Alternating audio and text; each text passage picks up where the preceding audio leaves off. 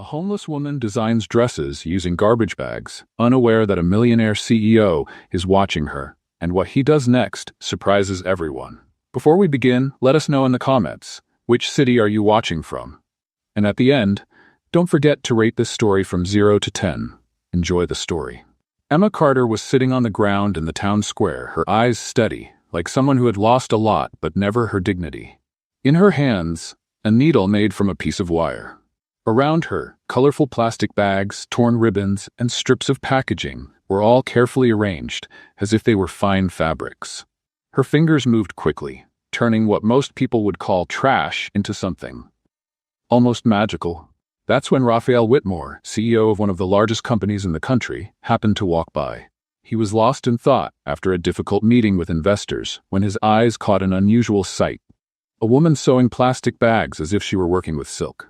He stopped, curious. He watched from a distance, quietly. He saw how she arranged the plastics in soft color gradients, with almost artistic precision. Nothing seemed random. There was intention in every move. Technique, yes, but more than that, instinct. A raw, rare talent, impossible to ignore. He stepped closer.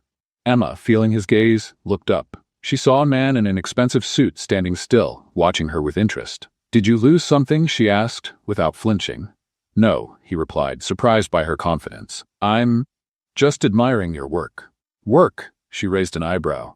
"This is just a way to stay sane, and it helps me forget I haven't eaten since yesterday." Raphael hesitated. Her words touched him more than he wanted to admit.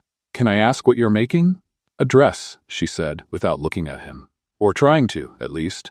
These blue bags have a better texture. The green ones are too thin, they tear easily. The secret is the contrast." She added 2 more strong stitches, trimmed the excess with a small knife, and carefully held the piece up. It was stunning. The dress, despite the unusual materials, looked like it belonged on a fashion runway. The colors formed a soft gradient. The top had bold cuts, yet everything felt balanced. The finish was surprisingly clean. Raphael blinked a few times. "Wow. Wow," she laughed. "Is that all a guy in a suit can say when he sees something out of the ordinary?" "It's not every day you find talent like this, in the middle of a square," he said, still amazed. "Did you study fashion?" Emma paused. "I've studied a lot of things, but the streets teach faster. Out here, if you don't create, you don't survive." Raphael took a card from his pocket and handed it to her. "My name is Raphael Whitmore. Tomorrow night, there's an exhibit for new designers at the Montgomery Fashion Gallery. I want you to bring that dress." Emma looked at the card, then at him. "Let me guess? Another rich guy trying to feel good by helping a poor woman?" Raphael gave a slight smile. "No, I'm someone who just saw the most original dress in years, and I run a fashion company that's in desperate need of something alive." Emma looked at the card again, as if it belonged to another world. She bit her lower lip, thinking, "And if I show up there, will they even let me in?" "I'll be at the door waiting. You have my word." She studied his expression. For the first time in a long while, she saw someone who didn't look sorry for her, or afraid, just honest. "I don't have fancy clothes. Not even decent shoes, and I don't know how to talk to people up there. Just bring the dress. Nothing else matters." Emma took a deep breath and took the card. "All right, but if this turns out to be a joke, I'm good with a needle, and I know where to aim." "Noted," he replied with a smile. "See you tomorrow, Emma." "See you tomorrow, Mr. Whitmore. Or should I call you sponsor of creative lunatics? I prefer discoverer of unlikely talent." They exchanged one last glance, and in that moment, without realizing it, destiny began to stitch together a story that would change everything.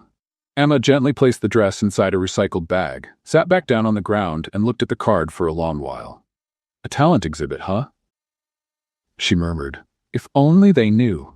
Talent was the one thing I never lost."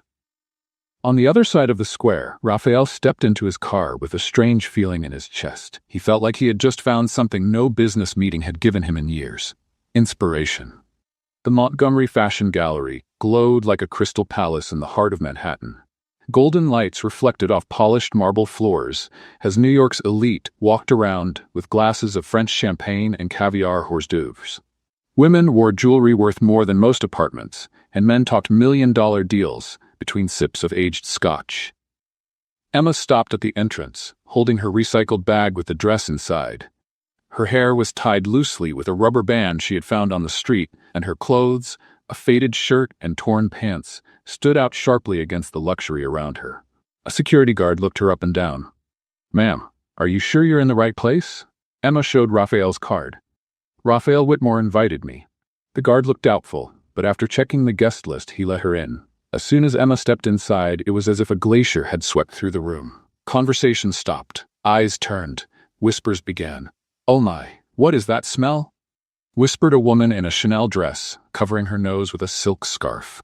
"Did they invite the homeless for some kind of charity project?" asked another, adjusting her pearls. Emma took a deep breath and walked toward the exhibition area, ignoring the looks of disgust. Every step felt like silent torture, but she kept her head held high. Raphael saw her from across the room and made his way over, moving through the crowd. "Emma, you came," he said, clearly relieved. "A promise is a promise," she replied, trying to sound confident. "Where should I put this?" She pointed to the bag. Raphael guided her to a section reserved for participants. There were empty mannequins waiting for the designs, and other designers were already setting up their pieces, dresses from famous labels, tailored suits, and accessories worth small fortunes. Emma took her dress out of the bag and placed it on the assigned mannequin. The change was immediate. Even under the bright event lights, the dress came to life. The gradient colors of the plastic created a fascinating visual effect, and the cuts showed a level of skill that few in the room could match. But the crowd's reaction was instant and cruel. "Are you seeing this?" shouted a man in a bow tie. "That's actual trash. Modern art has gone too far," added a blonde woman, shaking her head in disapproval. "Someone needs to stop this nonsense," said another guest. "It's insulting to the real artists here." Emma felt her cheeks burn, but she didn't move. She stood beside her mannequin like a silent guardian, as the crowd surrounded her with increasingly harsh remarks. "She really thought this counted as fashion?" laughed a young socialite. "She probably pulled it out of a dumpster," her date added. Raphael watched from a distance, fists clenched. He wanted to step in, but he knew it would only make things worse for Emma. He had to trust the process. The event host, a well-dressed man with silver hair, stepped onto the stage. "Ladies and gentlemen, we're ready to begin the official judging. Each piece will be evaluated based on technical skill, creativity, and visual impact." The panel consisted of 5 judges. Raphael, the editor-in-chief of Fashion Elite magazine, a well-known fashion designer, an art critic, and a wealthy collector. One by one, the designs were presented. Classic dresses received polite applause. Bold creations sparked technical commentary. When it was Emma's turn, the silence was deafening. The editor-in-chief wrinkled her nose. "This is certainly original, but sustainable fashion shouldn't mean literally using trash." The fashion designer shook his head. "Technically, the cuts are interesting, but the material is questionable." The art critic adjusted her glasses. "There's a clear social message, but I'm not sure this is the right setting for it." The collector was blunt. "I wouldn't spend a dime on this." Raphael stood up. "With all due respect to my fellow judges, you're only seeing the material," Raphael said. "Forget the plastic for a moment and look at the construction, the proportions, the color balance, the texture innovation. Technically speaking, this is the most sophisticated piece we've seen today." "Raphael, you can't be serious," said the editor-in-chief. "I'm absolutely serious. And beyond that, how many of us truly care about sustainability? This woman is turning waste into art. If that's not innovation, I don't know what is." The other judges exchanged surprised glances, but Raphael held his ground. After a heated discussion behind the scenes, the votes were counted. The host returned to the stage holding a sealed envelope. "And the winner of tonight's Technical Innovation Award is entry number 7. Emma's eyes widened. Her number was 7. The crowd was stunned. Some clapped out of politeness, others remained completely silent, and many began murmuring in protest. "This has to be a bad joke," someone shouted from the audience. Emma walked to the stage with shaky legs. The weight of hundreds of eyes on her felt overwhelming, but she reached the host. When he handed her the golden trophy, Emma tried to speak, but no words came. The world began to spin. She had completely forgotten she hadn't eaten in 3 days. Her legs gave out. The trophy slipped from her hands and hit the stage with a loud metallic sound. Emma collapsed in front of 300 people. The room fell into total silence. Raphael jumped from his seat at the judges' table and rushed to the stage, reaching her before anyone else. He knelt beside Emma and held her up. Emma, can you hear me?" She mumbled something he couldn't understand. Raphael noticed how thin, pale, and cold she was. "When was the last time you ate?" he asked quietly. Tuesday, she whispered. Raphael did the math quickly. Tuesday. And it was now Friday night. 3 days? He asked, stunned. Emma just nodded, ashamed. Raphael turned to the crowd, still watching in silence. "Someone call an ambulance. Right now." At that moment, a photographer from Fashion Weekly, who had been sitting in the front row, suddenly stood up. He adjusted the lens on his camera and looked closely at Emma. His eyes grew wide. "Wait a minute," he murmured, pulling an old photo from his wallet. He compared the image to Emma's face. Even underweight, with messy hair and humble clothes, there was something unmistakable in those eyes, in the way she held a needle. The photographer jumped to his feet, nearly dropping his camera. "People," he shouted to the entire gallery. "Don't you see who this is? Isn't this the famous ES who vanished 3 years ago?" The entire room froze. Every conversation stopped at once. It was as if someone had pressed the pause button on the world. The editor-in-chief of Fashion Elite turned pale as a sheet. "ES? The designer who disappeared after the scandal? The one who had that $1 million brand?" asked the collector in disbelief. "Santos Couture," whispered the art critic. "She was a genius, disappeared overnight." The photographer nodded vigorously. "It's her. I photographed ES dozens of times. You never forget hands like those. Look at the way she holds the needle." Raphael looked down at Emma, still semi-conscious in his arms, then back at the crowd, who now stared at her with a mix of shock, curiosity, and maybe even respect. The homeless woman who had just collapsed from hunger on the stage of the Montgomery Fashion Gallery was, in truth, one of the greatest legends of modern fashion. And no one had any idea how she had ended up there. The sound of an ambulance siren echoed through the streets of Manhattan, but inside the gallery, the only thing anyone could hear was the racing heartbeat of 300 people trying to process the most shocking revelation this elite had ever witnessed. Raphael looked at Emma and whispered, "Who are you really?" But she had already passed out again, leaving the question hanging in the air, like a needle waiting to stitch together the pieces of a story no one yet knew. Mount Sinai Hospital was quiet in the stillness of New York's early morning hours. Raphael walked the white halls with a cold cup of coffee in his hand, waiting for news for more than 2 hours. A nurse had told him that Emma was stable, just dehydrated and malnourished, but needed rest. When they finally allowed him into the room, he found Emma sitting up in bed, looking out the window at the city lights. She looked smaller there, more vulnerable, but her eyes still held the determination he had first seen in the square. "How are you feeling?" Raphael asked, walking toward her slowly.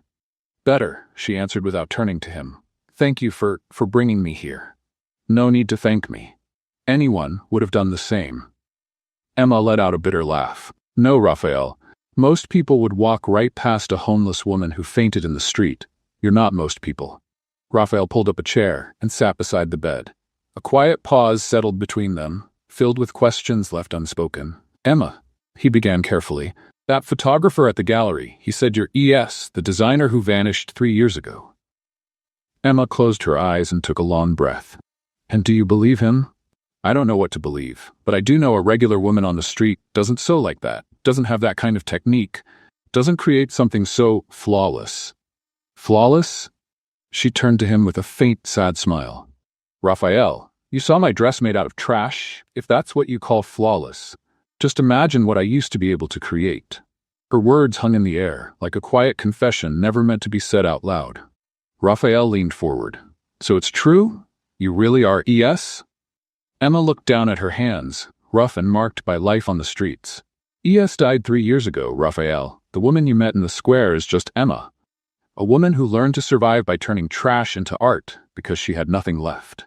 But people are still looking for you. Your brand, Santos Couture, is still remembered as revolutionary. What happened?" Emma's eyes filled with tears she refused to let fall.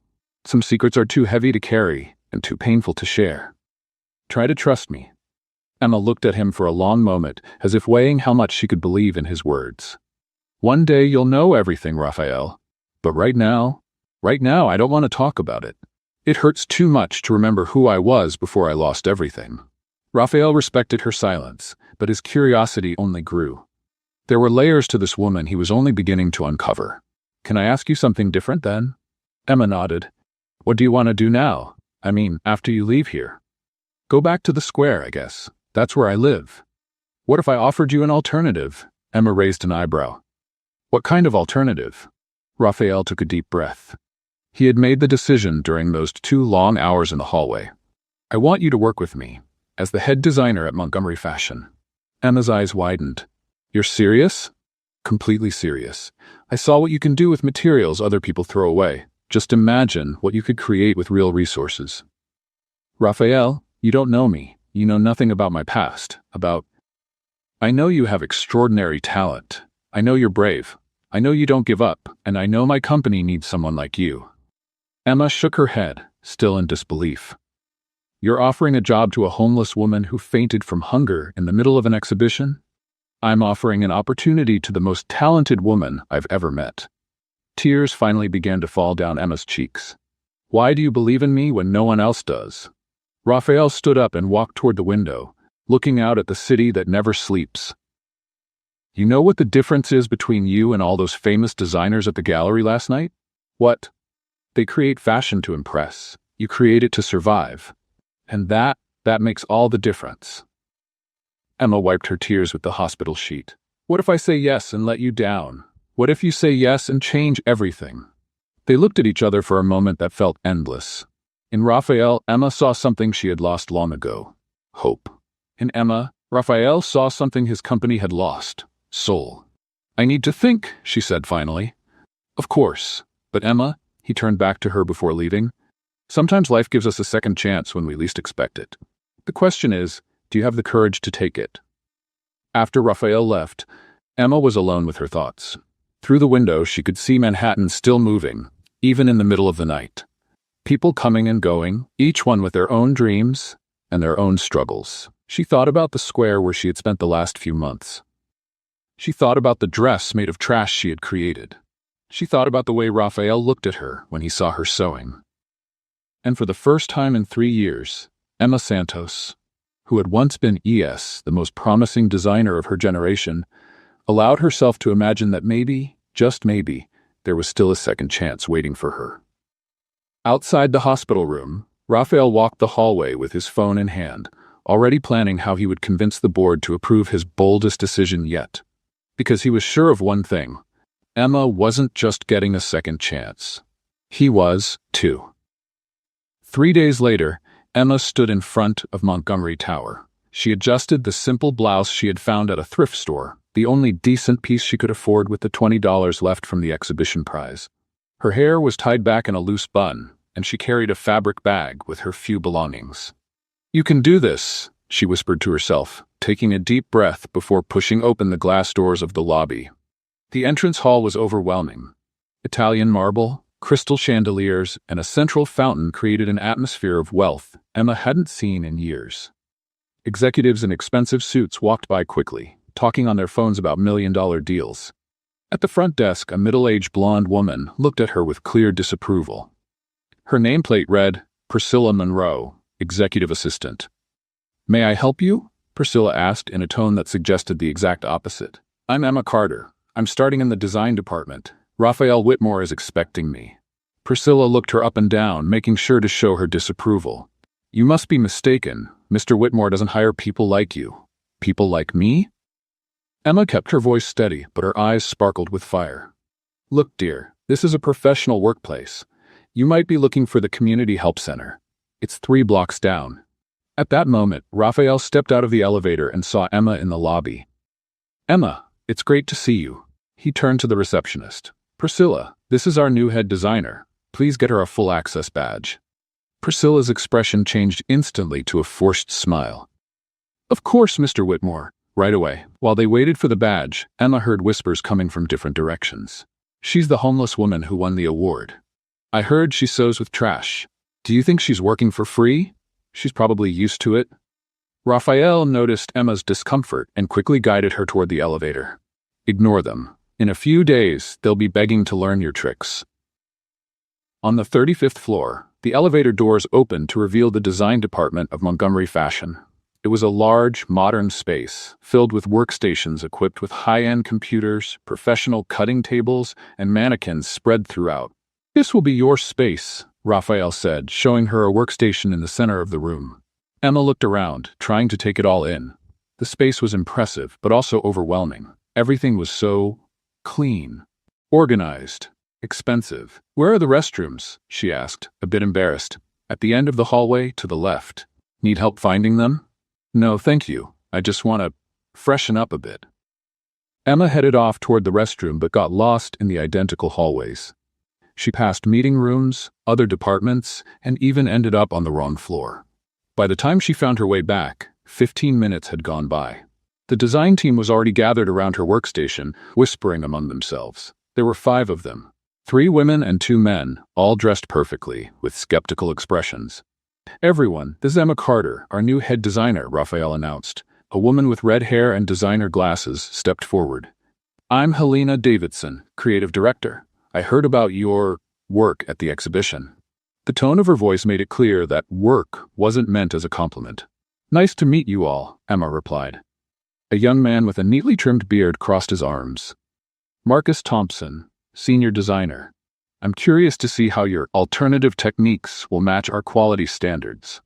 Emma immediately sensed that earning this team's respect wouldn't be easy. Raphael turned to her. "I'll let you all get to know each other. Emma, feel free to explore the space and let me know if you need anything." As soon as Raphael walked away, the atmosphere grew noticeably colder. Helena stepped closer with a forced smile. "So Emma, tell us about your background. Where did you study? Which brands have you worked with?" "I learned by doing. On the streets." Marcus gave a quiet laugh. "On the streets? How interesting. And what kind of clients did you serve? On the streets?" Emma felt her blood boil but kept her composure. The kind who need creative solutions with limited resources. "I see," Helena said. "Well, here we work with top-quality materials, imported silks, Italian leather, Swarovski crystals. We don't exactly have trash to recycle." The others chuckled quietly. Emma looked around the office and noticed several waste bins filled with expensive fabric scraps, crumpled sketches, and unused samples. "Actually," she said, walking toward one of the bins, "you throw away more useful material here than most people see in an entire year." She picked up some scraps of blue silk, pieces of French lace, and leftovers from a metallic fabric. "Can I use this?" "That's trash," Marcus said. "Leftovers from old projects." "Perfect." Emma walked over to her workstation and began examining the discarded materials. Within minutes, she had sorted the fabrics by texture and color, creating a harmonious palette. Helena watched, still skeptical. "What exactly do you plan to make with that?" "Something you've never seen before," Emma replied, already cutting the fabric with surgical precision. Over the next 4 hours, Emma worked in complete silence. Her fingers moved with a speed and precision that mesmerized anyone watching. She sewed everything by hand, no machine, using tiny, flawless stitches. At first, the team made fun of her eco-hippie techniques, but little by little, they began moving closer to get a better look. "What kind of stitch is that?" asked one of the younger designers, clearly fascinated. "It's an adaptation of the French stitch, but reinforced to handle more tension," Emma explained, without stopping. "I've never seen anything like it," Marcus murmured, genuinely impressed. When Emma finally stepped back from the table, she had created a dress that left the entire team in silence.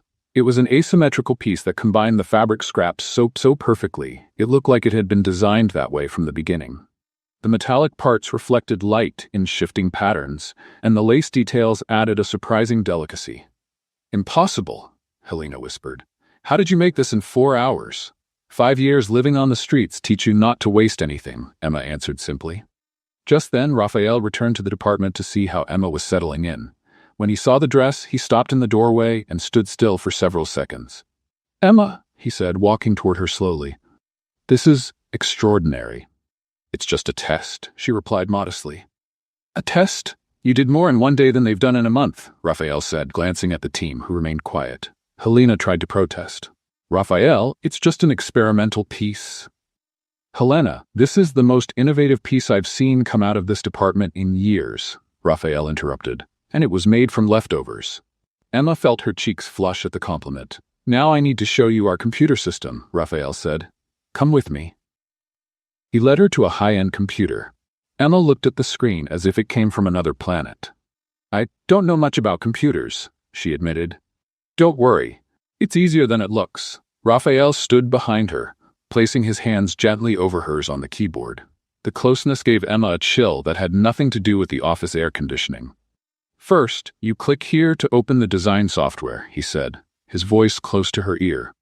Emma tried to focus on the instructions, but she was acutely aware of the warmth of his body behind hers, the subtle scent of his cologne, the way his large hands gently guided hers. Now you can draw directly on the screen, Raphael continued, guiding her fingers over the mouse. When he leaned in closer to show her a specific feature, their faces were just inches apart. They looked at each other for a moment that felt endless, and Emma felt her heart start to race. I think I'm getting the hang of it, she whispered. You pick things up very quickly, he replied, not stepping back. The tension between them was unmistakable. Emma could feel that Raphael was just as affected by the closeness as she was. A soft cough broke the moment. They quickly moved apart. Helena was standing next to the desk, her expression unreadable. Raphael, the board is looking for you, she said, her tone slightly sharp. Of course, Raphael straightened up. Emma, if you need any help, Helena can guide you. Right, Helena? Certainly, Helena replied with a smile that didn't reach her eyes.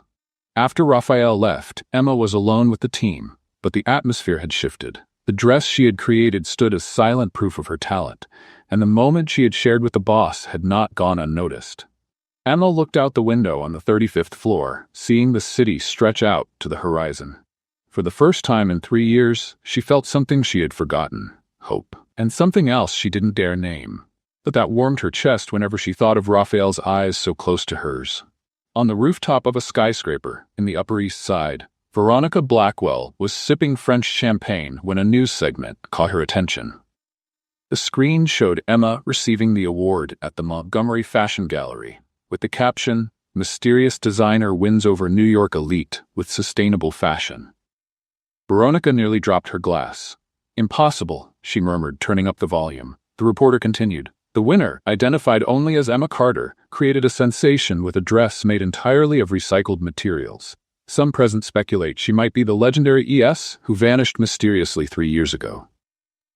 Veronica felt her blood boil.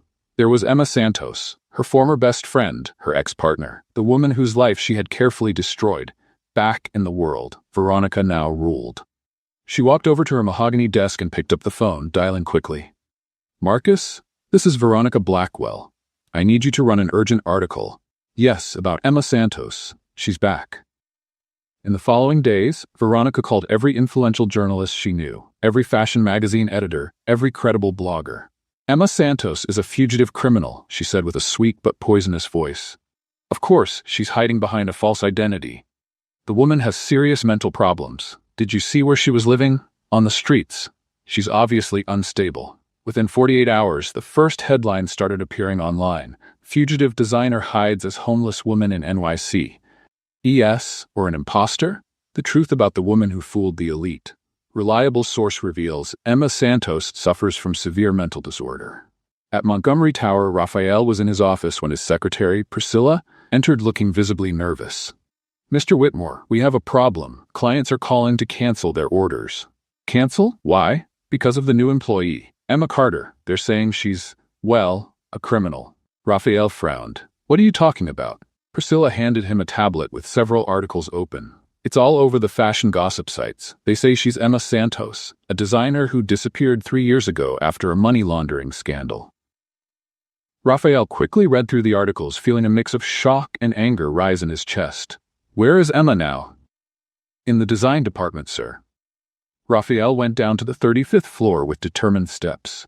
He found Emma quietly working on a new piece, seemingly unaware of the storm gathering around her. The design team whispered from across the room, casting curious glances her way. Emma, I need to speak with you. Privately. She looked up and immediately saw the tension in his face. Is something wrong? Raphael led her to his private office and closed the door. Emma, I need the truth, all of it, right now. She slowly sat down in the chair across from his desk. About what? Raphael opened the tablet and showed her the articles. About this, about who you really are. About what happened 3 years ago. Emma looked at the headlines and her face turned pale. Her hand started to tremble slightly. I knew this day would come, she said quietly. Is it true? Are you really Emma Santos? Emma took a deep breath and nodded. Yes, I am. And the accusations? Money laundering? Did you run from the law? Tears began to form in Emma's eyes. Raphael, do you really want to hear the whole truth? Because once I tell you, there's no turning back. I need to know. Emma stood up and walked to the window, looking out at the city below. 3 years ago, I was Emma Santos, known as ES in the fashion world. I was 25 years old, and my brand, Santos Couture, was worth $50 million. I was considered the most promising designer of my generation. She paused, as if each word was painful to say. I was married to James Mitchell, a successful businessman, or at least I thought he was successful. And my best friend and business partner was Veronica Blackwell. We'd been friends since college. I trusted her more than anyone in the world.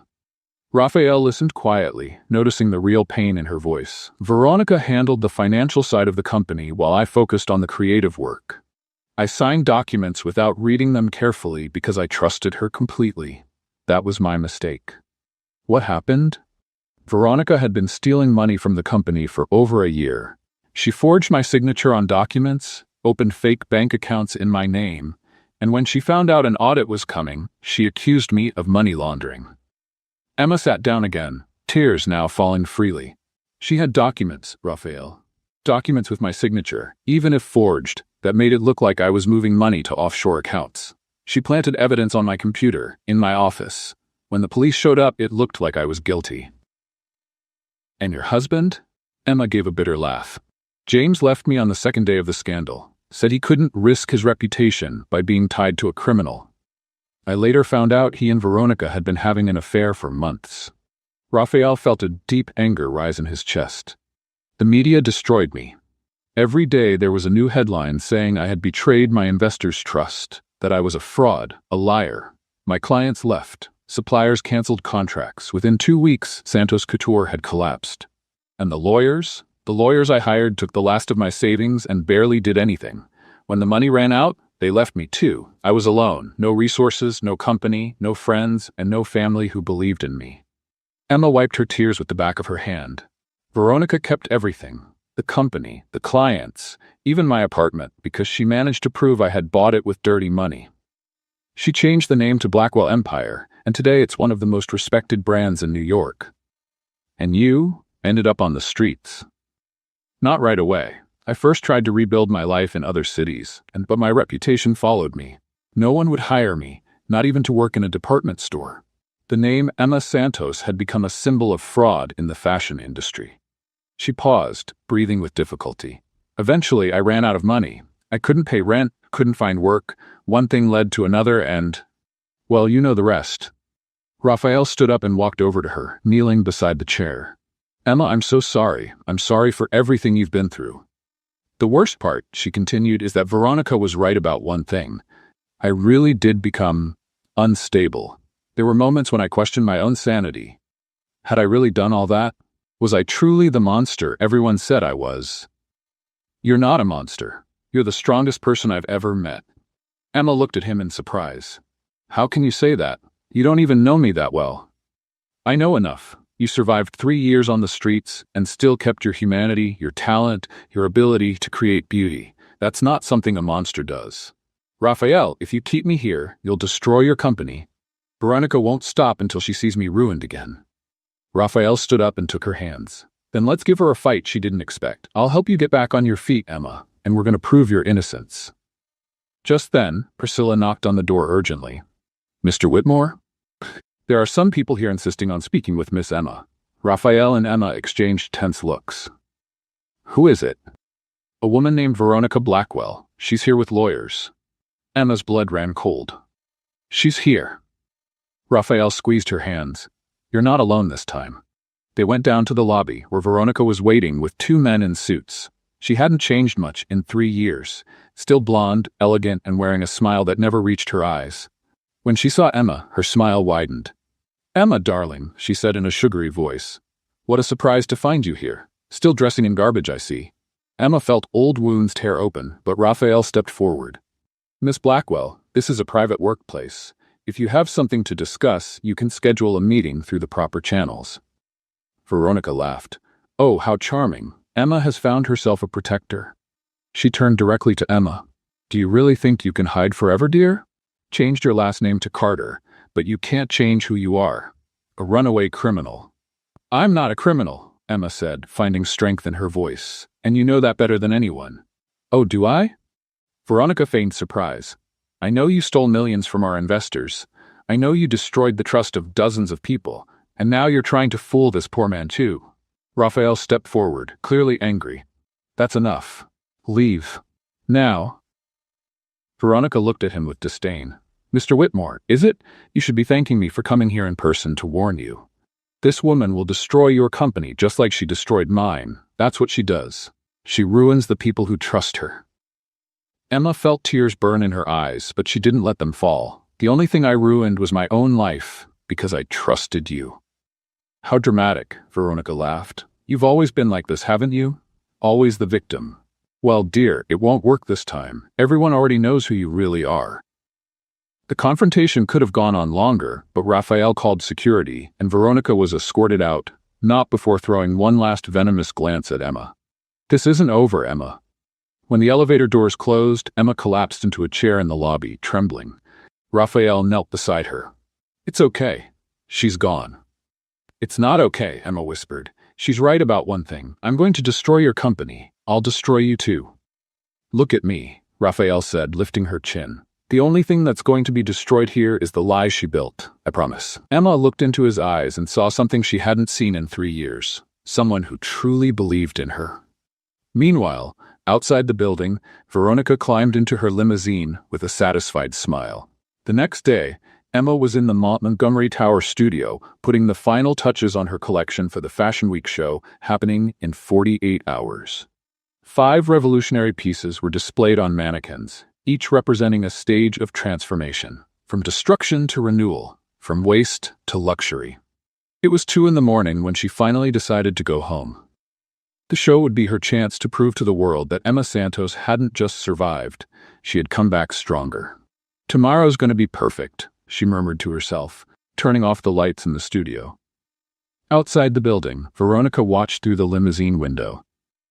She had bribed 2 security guards with $10,000 each to give her access after hours. 50 minutes, she told the driver. No more than that. At 3 a.m, Veronica entered the studio holding a pair of professional scissors. One by one, she systematically destroyed each piece of Emma's collection. Precise cuts ruined months of work. Fabrics torn, embroidery unraveled, structures broken. When she was done, the studio looked like a textile battlefield. Emma arrived the next morning with coffee in hand and a hopeful smile. What she found made her fall to her knees among the wreckage. No, no, no, she repeated, picking up shredded pieces of fabric. In 3 years living on the streets, Emma had never cried. Not when she was hungry, not when she was humiliated, not even when she slept in the cold. But now, seeing her dreams literally in pieces, the tears came like a storm. Raphael arrived an hour later and found Emma sitting on the floor, holding the remains of a dress in her arms. My God, Emma, what happened here? She destroyed everything, Emma sobbed. Veronica destroyed everything.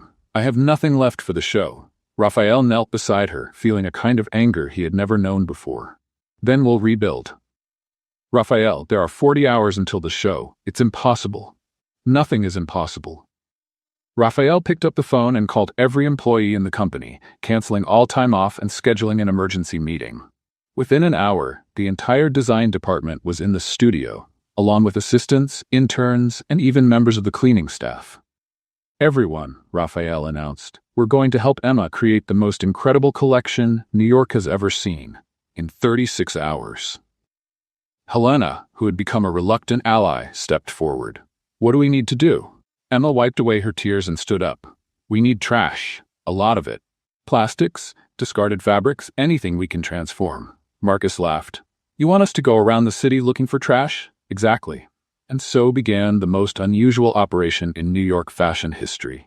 Teams spread across Manhattan, searching for recyclable materials in dumpsters, recycling centers, and even asking fabric stores for donations. Emma worked for 30 straight hours, stopping only to drink water and eat the sandwiches the team brought her. Her hands flew across the sewing machine, creating miracles with what others would call garbage. Colored plastic bags were transformed into ethereal tulle.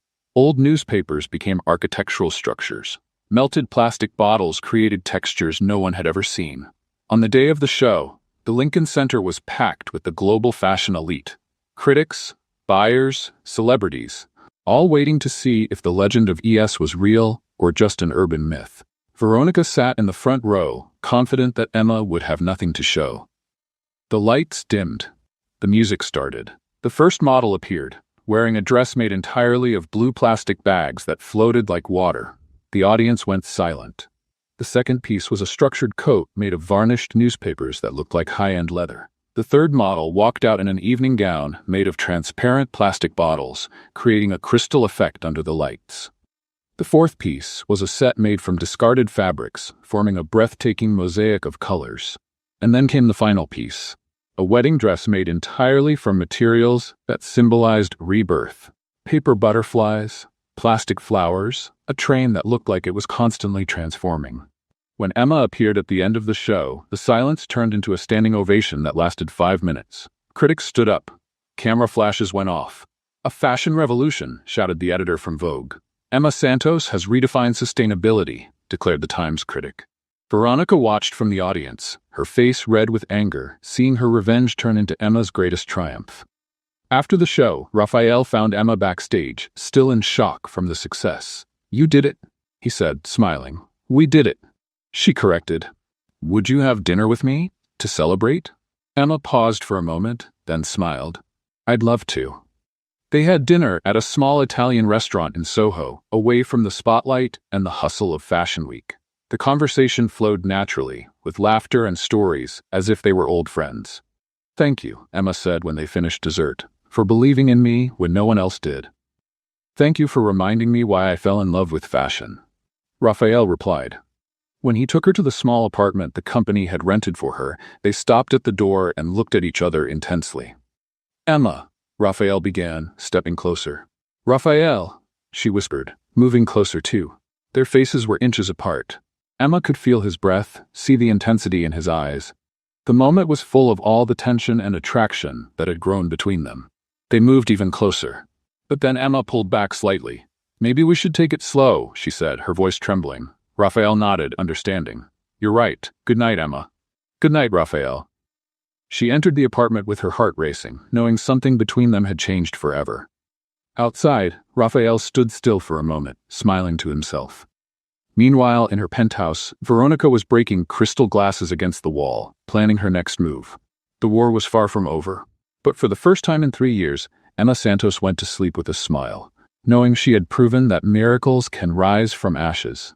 And that maybe, just maybe, she could find love again.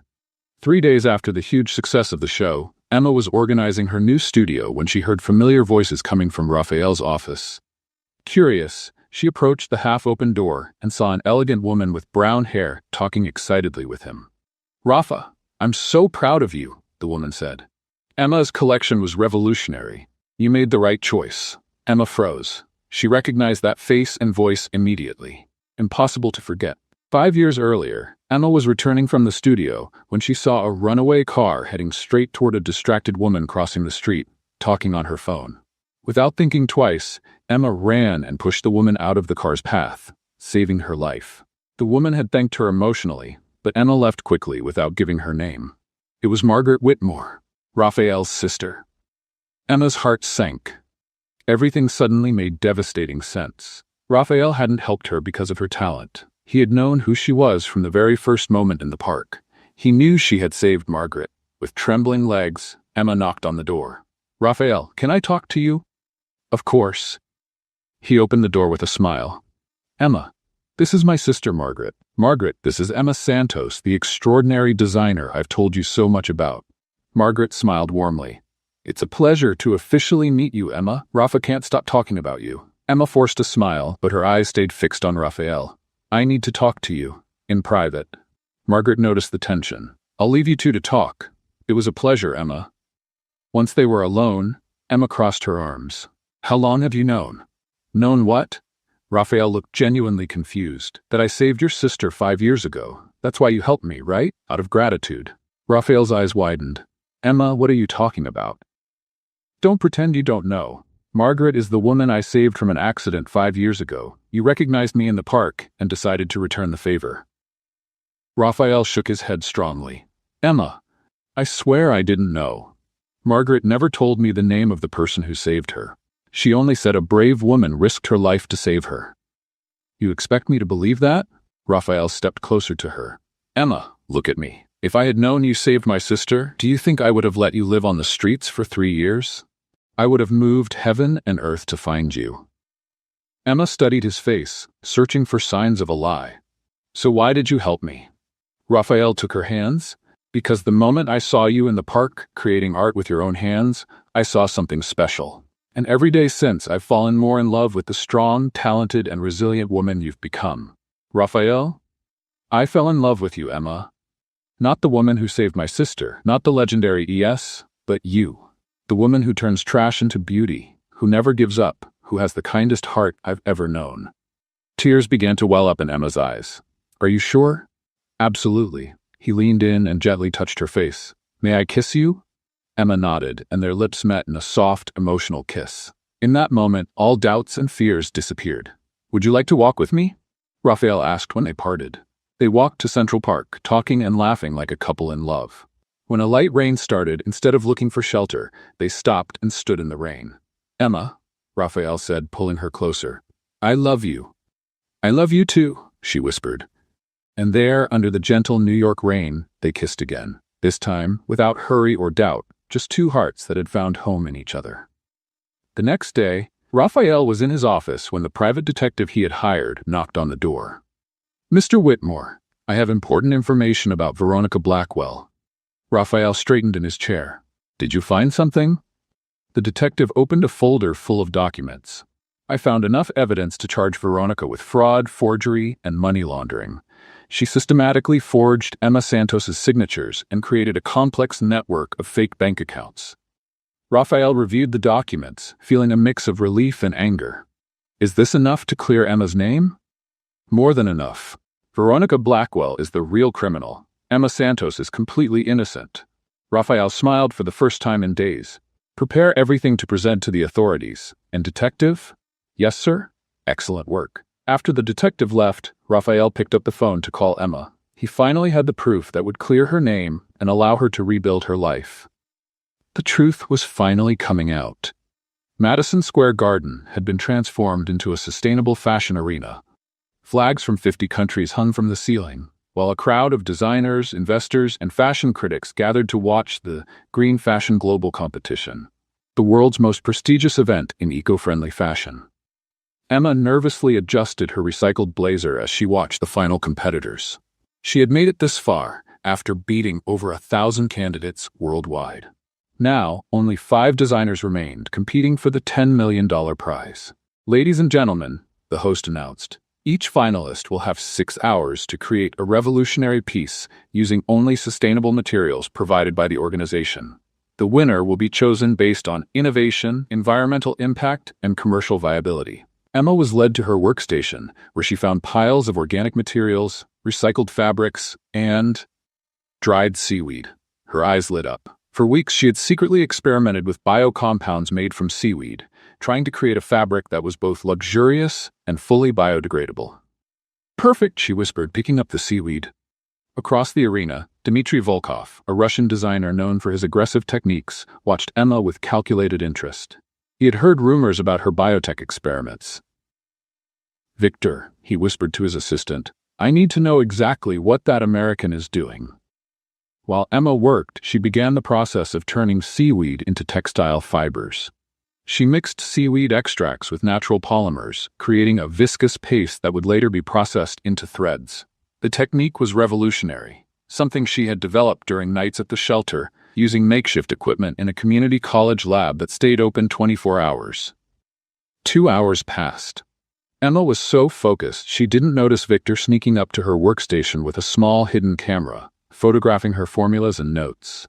Interesting technique, commented Anastasia Chen, the Chinese designer at the next station. I've never seen anyone process seaweed like that. It's an experiment, Emma replied modestly, not wanting to reveal years of research. But Dmitry had heard enough. He quickly returned to his station and began to replicate Emma's process, using the photos Victor had taken. By the third hour, Emma noticed Dmitri using a technique suspiciously similar to hers. "Raphael," she whispered when he passed by during a judge's inspection, "I think someone is copying my work." Raphael watched quietly and saw Dmitri handling seaweed the same way Emma did. "Do you have proof?" "My formula is protected by a provisional patent. If he's using it, he's violating intellectual property." Raphael nodded to one of the organizers and reported the situation. A discreet investigation began, but the competition couldn't be stopped. Emma decided the best defense was a fence. Instead of making just one fabric, she developed 3 variations: one that changed color with temperature, another that could self-repair when damaged, and a third that was naturally antibacterial. By the 5th hour, while the other contestants struggled to finish their creations, Emma was sewing a dress that looked like it came from a sea fairy tale. The seaweed fabric had a flowing texture that reminded one of running water, with iridescent reflections that changed with the light. "Time's up," the host announced. The 5 finalists presented their creations to a panel of judges made up of sustainable fashion icons, green technology investors, and environmental NGO representatives. The first contestant showed clothes made from pineapple fiber, an interesting technique but limited. The second used pieces made from cultivated mushrooms, innovative but with questionable commercial appeal. Anastasia Chen, surprised with clothes made from chicken feathers discarded by the food industry, transformed into luxurious fabrics. Dmitri presented his version of the seaweed fabrics, but the judges immediately noticed it was an inferior copy. "Mr. Volkov," said the head judge, "your technique is interesting, but it seems familiar. Can you explain the development process?" Dmitri stammered, clearly not fully understanding what he had copied. "It's a traditional Russian process, adapted for modern seaweed." Emma hid a smile. It was obvious he couldn't explain it because he hadn't developed the technique. Finally, it was her turn. "Honorable judges," Emma began, "I present the future of sustainable fashion, biotech fabrics derived from seaweed that are not only fully biodegradable but offer functional properties impossible to replicate with traditional materials." She demonstrated how the fabric changed from blue to green when heated, how small cuts closed themselves within minutes, and how it stayed fresh and odor-free even after hours of use. "This process," she continued, "can be replicated using seaweed grown on aquafarms, creating a textile industry that actually improves the environment instead of harming it." The jury was silent for a long moment, examining the dress and testing its extraordinary properties. After 2 hours of deliberation, the head of the jury returned to the stage. The decision was unanimous. The winner of Green Fashion Global, with the most revolutionary creation we've ever seen, is Emma Santos from the United States. The crowd erupted in applause. Emma could hardly believe it. $10 million in worldwide recognition as a pioneer in biotech fabrics. Raphael ran onto the stage and hugged her. "You did it. You really did it." "We did it," she corrected, kissing him in front of thousands. But the celebration was short-lived. The next day, Emma was in her new lab when Raphael arrived with a serious look. "We have a problem," he said, closing the door. "What kind of problem?" "The Montgomery board found out about your past from the competition coverage. They want an emergency meeting." In the conference room, Emma faced 12 stern faces, the most traditional members of the Montgomery Fashion Board. "Miss Santos," said the board president, a 70-year-old man named Theodore Montgomery III, "we are very concerned about the revelations regarding your criminal history." "Mr. Montgomery, the charges against me were fabricated. We have evidence." "We don't care about your innocence," interrupted another member. "We care about our reputation. Montgomery Fashion has served the conservative elite for 4 generations. We cannot be linked to scandals." Raphael stood up. "Gentlemen, Emma just won the most prestigious sustainable fashion competition in the world. She's worth tens of millions to our company." "And you, Raphael," Theodore said coldly, "will have to make a choice. Your obsession with this woman is clouding your judgment." The silence in the room was deafening. "What kind of choice?" Raphael asked, though he already knew the answer. "The family business or Emma Santos? You can't have both." Emma felt her world collapse again. She looked at Raphael, seeing the anguish in his eyes. "Raphael," she whispered, "you don't have to choose. I understand." "Emma, no. Montgomery is your life, your family. I can't ask you to give that up." Theodore smiled, satisfied. "I see Miss Santos is sensible. Raphael, you have 48 hours to end any association with her. Emma left the room with dignity, but Raphael could see she was breaking inside. Outside, she leaned against the wall and took a deep breath. Once again, the past had come back to destroy her future. But this time, she had something she didn't have 3 years ago.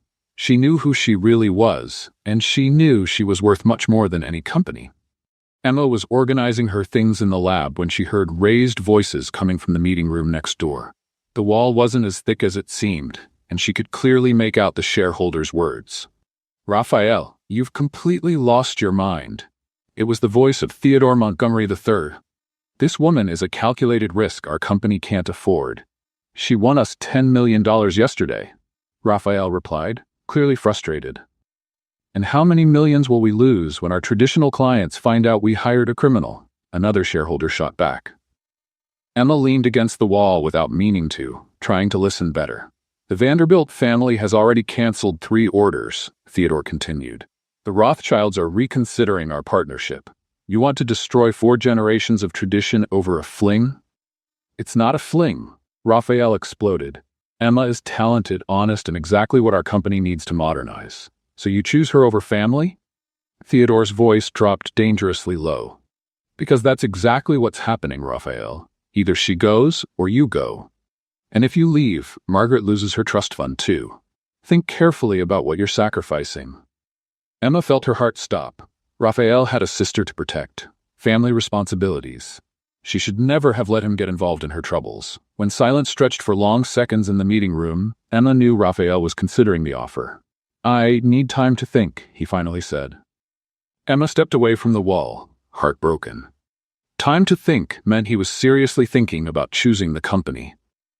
She hurried down the hall, trying to reach the elevator without being seen, but bumped into Theodore Montgomery III, who was leaving the meeting with a satisfied look. "Ah, Miss Santos herself," he said with a cruel smile. "You just saved me a phone call." "Mr. Montgomery," Emma tried to pass by him. "Don't be so quick," he blocked her path. "I want you to understand one thing. People like you don't belong in our world. You can win all the awards you want, but you'll always be trash trying to pass as gold." Emma stopped and looked him straight in the eye. "You're right," she said in a calm and polite voice. "I really don't belong in your world, luckily." Theodore frowned, not expecting that answer. "You see, Mr. Montgomery," Emma continued, "in my world, people help each other when they're struggling. In my world, talent is worth more than a last name. And in my world, no one needs to humiliate others to feel important." She took a step forward. "So thank you for reminding me that I wouldn't want to belong to a world where people like you make the rules." Theodore flushed, unsure how to respond to Emma's quiet dignity. You're being rude." "I'm being honest, excuse me."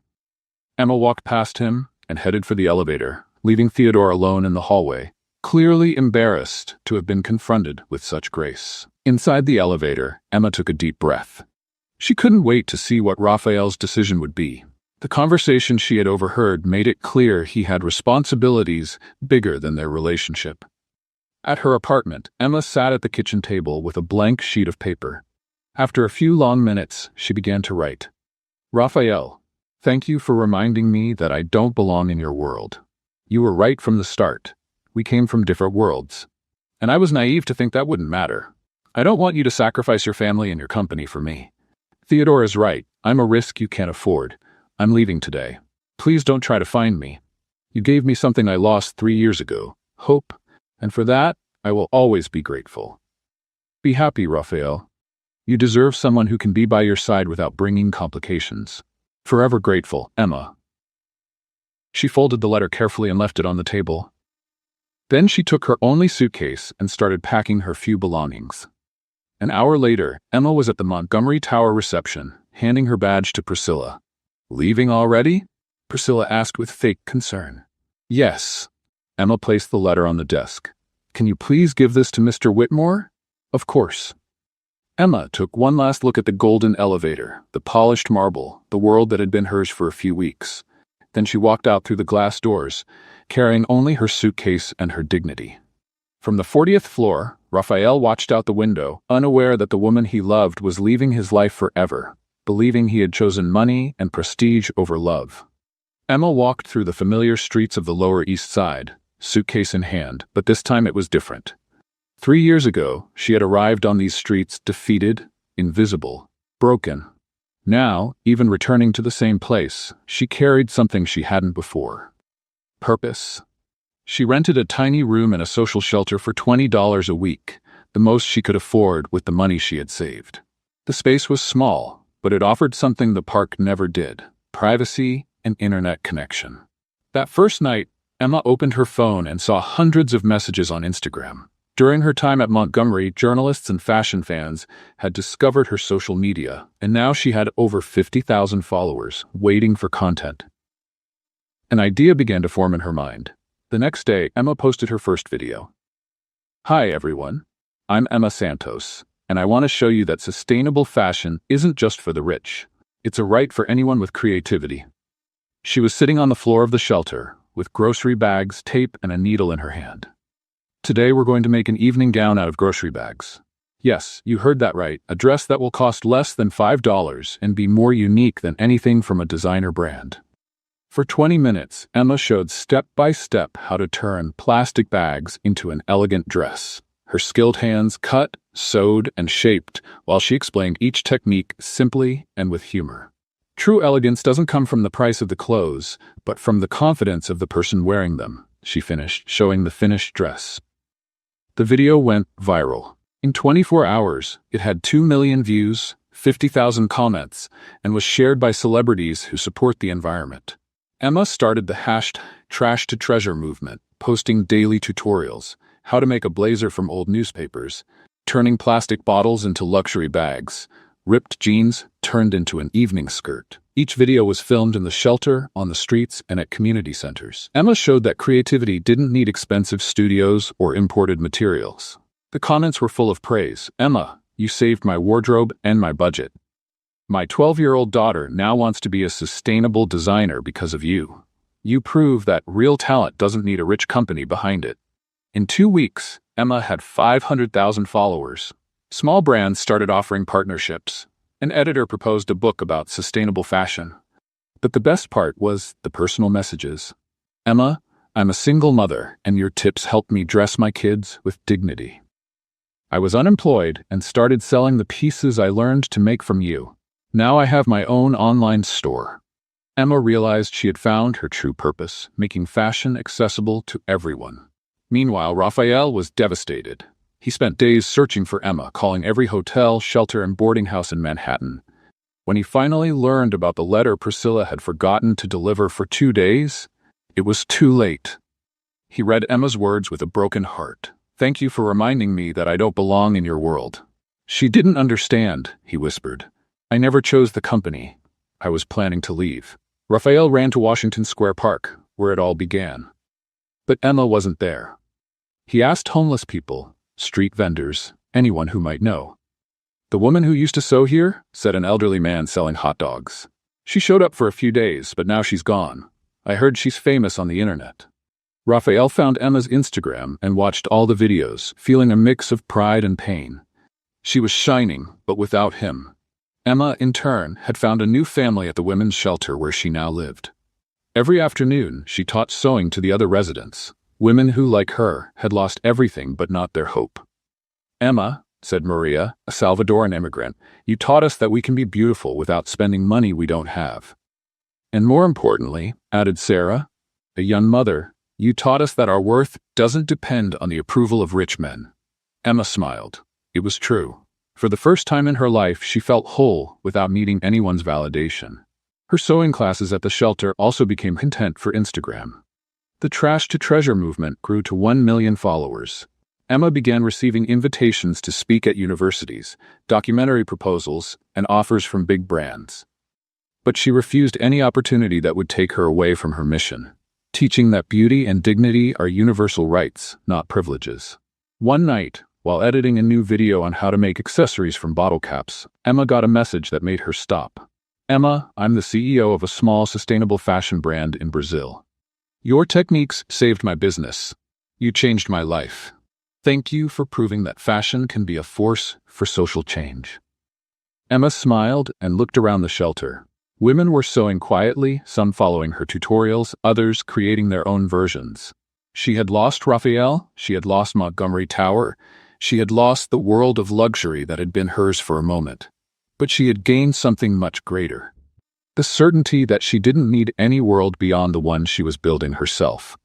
A world where trash turned into treasure, where creativity beat money, and where a woman who had lost everything discovered she actually had everything she needed inside herself. Across the city, Raphael looked out the window of his empty office, knowing he had lost the only woman he had ever truly loved. And that maybe it was too late to win her back. Raphael was in the Montgomery fashion boardroom, facing 12 stern faces waiting for his final decision. Theodore Montgomery III drummed his fingers impatiently on the mahogany table. "So, Raphael?" Theodore asked sharply. "Have you made your decision about the Santos situation?" Raphael stood slowly, looking at each board member. These were people he had known since childhood, who had shaped his business education, representing 4 generations of family tradition. "Yes, I've made my decision," he said firmly. "Excellent. I'm sure that I resign as CEO of Montgomery Fashion, effective immediately." The silence in the room was deafening. Theodore went pale. "Have you lost your mind?" Raphael took an envelope from his pocket and placed it on the table. "Rada, this is my formal letter of resignation, and my resignation of any rights to the company's shares." "Raphael, think about what you're doing," shouted another board member. "You're throwing away a fortune." "No," Raphael answered calmly. "I'm choosing true wealth." He walked toward the door. "I'd rather be poor with Emma than rich without her." Theodore stood up quickly. "If you walk out that door, you won't come back. The family won't forgive you." Raphael stopped at the threshold and turned around. "Then it's not really a family, is it? Because a true family would support someone who found love." He left, closing the door behind him forever. For 2 weeks, Raphael searched for Emma tirelessly. He visited every shelter, community center, and charity in Manhattan. Finally, a social worker from the Lower East Side gave him a lead. "The woman who teaches sewing? She's at the Hope Children's Center today. She teaches the orphaned kids every Wednesday afternoon." Raphael arrived at the center and heard children laughing from a room upstairs. He quietly went up and stopped at the slightly open door. Emma was sitting on the floor, surrounded by 12 children aged 6 to 12. Each had a plastic needle and pieces of colorful fabric. "Now you're going to make the stitch I taught you last week," Emma said, with endless patience. "Remember? Forward, down, pull." "Miss Emma?" shouted a curly-haired girl. "Mine's crooked." "There's no such thing as crooked sewing, Sophia. There's only unique. Every stitch you make has its own personality, just like you." Raphael smiled without meaning to. Even there, sitting on the floor of a community center, Emma radiated the same passion and kindness that had won him over.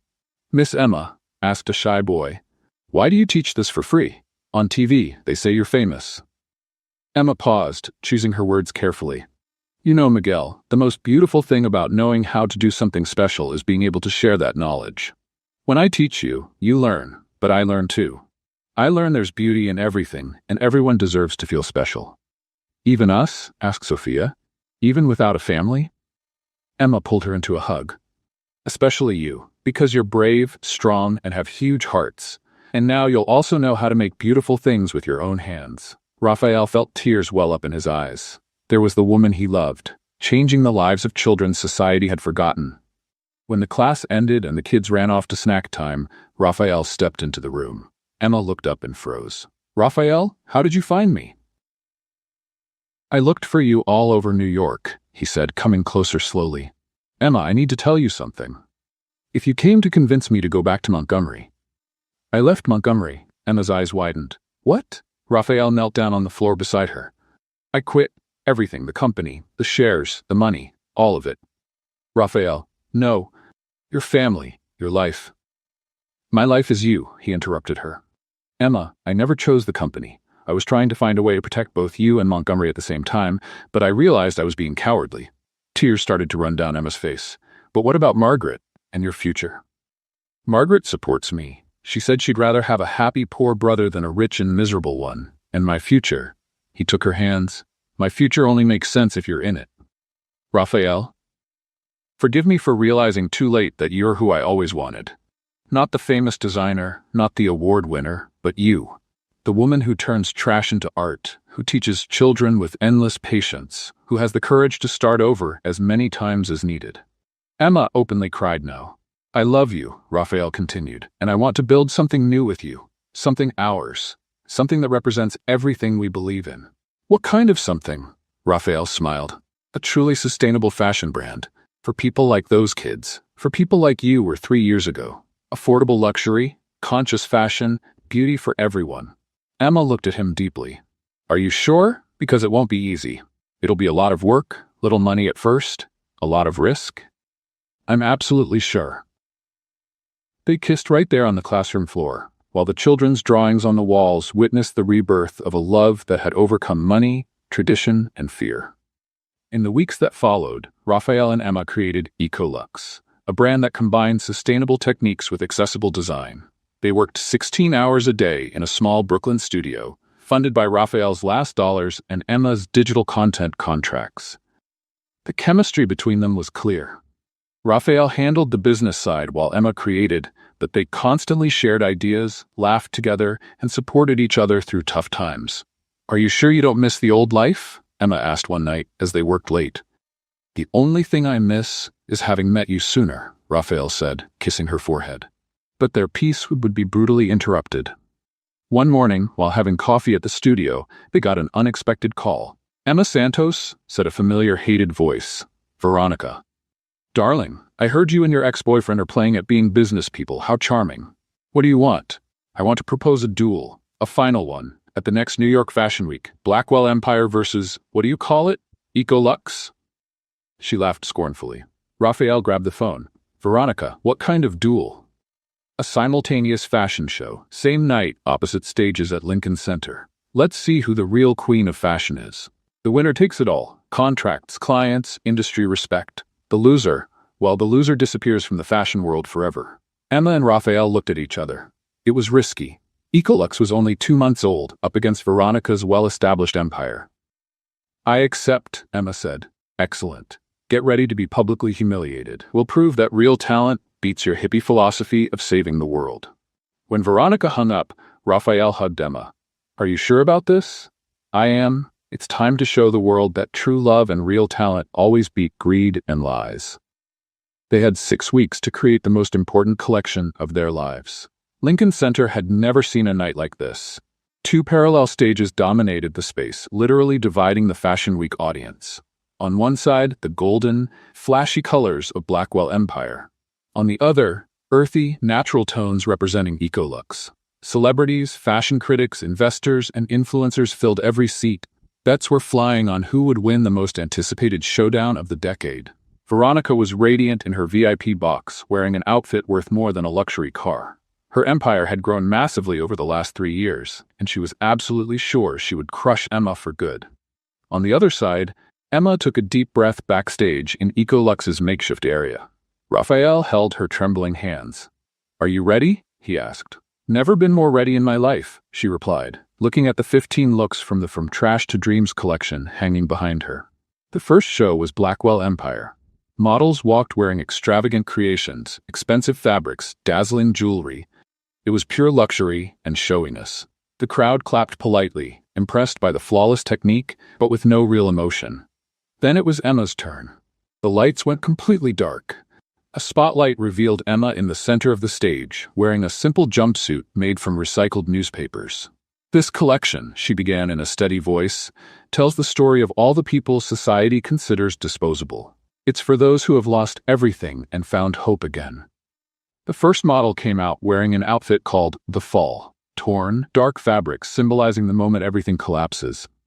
But as she walked, small LED lights sewn into the outfit started to glow, representing sparks of hope. The second piece, The Awakening, showed how creativity comes from need. A dress made entirely from clear plastic packaging that under special lights reflected like diamonds. The fight followed, a blazer and skirt made from patches of different fabrics, each patch telling a story of resistance and adaptation. The audience started leaning forward, captivated by the visual story unfolding. The discovery showed an outfit that changed shape as the model moved, made with materials that expanded and contracted, symbolizing self-awareness. Tears were already falling on faces in the front row. The rebirth brought vibrant colors emerging from a neutral base, a dress that literally blossomed as the model walked, with fabric petals opening with each step. But it was the final look that broke every heart in the room. True Love was a wedding dress made from the same blue garbage bag Emma had worn on her first meeting with Raphael at Washington Square Park. But now, transformed by techniques she had perfected over the years, it looked like a waterfall of liquid satin.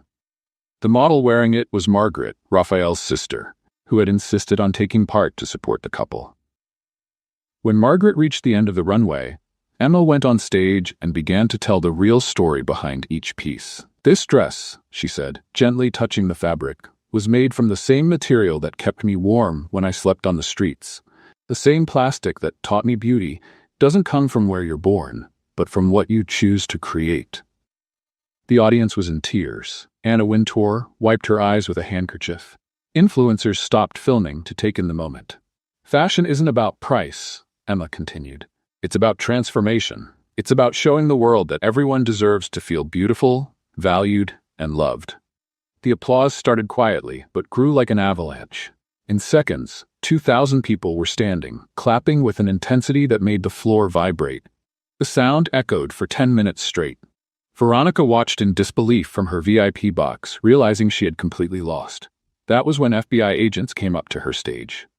"Veronica Blackwell, you are under arrest for fraud, forgery, and money laundering." Raphael had handed over all the evidence collected by the private detective to the authorities the week before, timing the arrest for the perfect moment.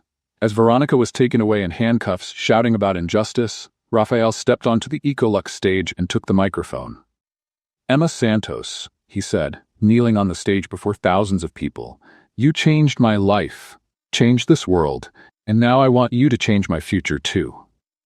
He pulled a ring from his pocket, simple, made from recycled metal with a small stone found on the beach. "Will you marry me, and let's change the world together?"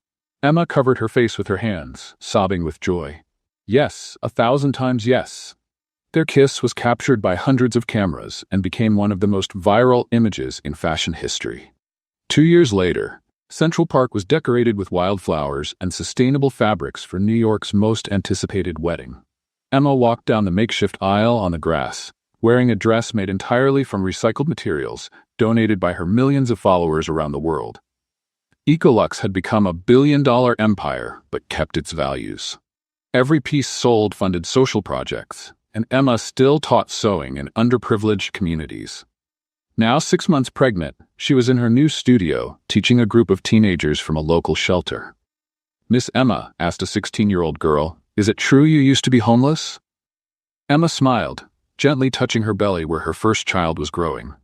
"Yes, Carolina, it's true. And you know what I learned? It doesn't matter where you are today. What matters is where you choose to go tomorrow." She looked out the window and saw Raphael talking with investors about expanding Ecolux to Africa. "From homeless to fashion empress," she whispered to herself. "Life always surprises." And while teaching the teens how to turn cardboard boxes into stylish bags, Emma Santos Whitmore smiled, knowing her greatest masterpiece wasn't on the runway. It was in the lives she had touched, the people she had inspired, and the love she had found when she least expected it. What did you think of Emma and Raphael's story? Leave your thoughts in the comments. Rate this story from 0 to 10. Subscribe to the channel and hit the bell to follow all our stories. And don't forget to watch more exciting stories by clicking here on the end screen.